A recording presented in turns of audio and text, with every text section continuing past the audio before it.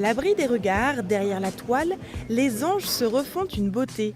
Depuis le 17 septembre, une bâche cache le buffet de l'horloge astronomique qui s'offre un petit coup de jeûne.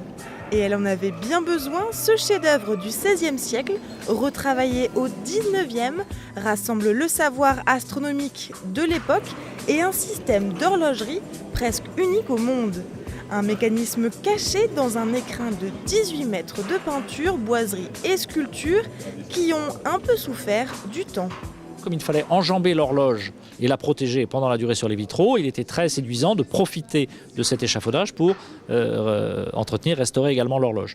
C'était malgré tout compliqué parce que ça ne nous laissait que 2 mois de temps de travail sur le buffet et il y a eu toute une logistique à mettre en place et une course contre le temps. Vous voyez, on est dans une horloge, ça nous poursuit. On n'a jamais pu s'occuper complètement de ce buffet faute d'échafaudage depuis 1945, depuis la première phase où il a fallu aller combler les vitraux qui avaient été en partie endommagés par les bombardements. Mais cette opération de 1945 a été conduite assez vite dans le contexte de la libération et n'a pas été documentée. Si bien que jusqu'à présent, nous ne savions pas très bien sur le buffet quel décor datait de quelle époque et aux travaux proprement dit d'entretien et conservation qui étaient conduits par l'équipe, on a ajouté des travaux d'études archéologiques et techniques qui nous permettent maintenant de savoir presque centimètre par centimètre l'histoire de ce buffet. Bois rongé par des insectes ou moisissures, peinture écaillée, détérioration des matériaux, les stigmates du temps qui passe sont nombreuses. Mais au-delà de cette usure, il s'agissait aussi, pour les 6 restaurateurs d'art, de corriger les dégradations liées à d'anciennes restaurations. Bien ici, vous voyez, cette partie, elle est cassée.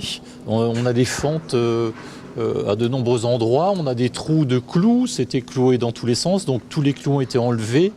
Et cette partie n'a finalement pas été recollée. Elle a simplement été fixée par 2 vis en cas de nécessité future d'un démontage plus important.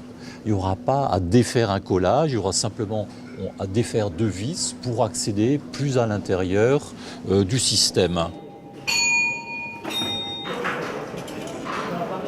L'œuvre traverse non seulement les décennies, les siècles.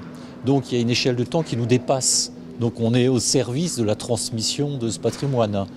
Et c'est pour ça qu'il faut aussi des matériaux réversibles et stables dans ce que nous faisons, parce que les choses peuvent s'altérer. Ensuite, ici dans la cathédrale, il y a des changements d'humidité relative, donc le bois gonfle, il se rétracte, tout ça, ça peut créer des tensions. Donc il ne faut pas que nos interventions rajoutent, il faut au contraire qu'elles permettent les mouvements du bois pour éviter de nouvelles altérations. Pour découvrir les résultats, encore un tout petit peu de patience. Ils seront visibles par le grand public dès le 19 novembre prochain, quand la bâche sera enlevée. Pour les 8 plateaux de l'échafaudage, il faudra attendre janvier. Entre-temps, le mécanisme de ce calendrier perpétuel ne se sera jamais arrêté.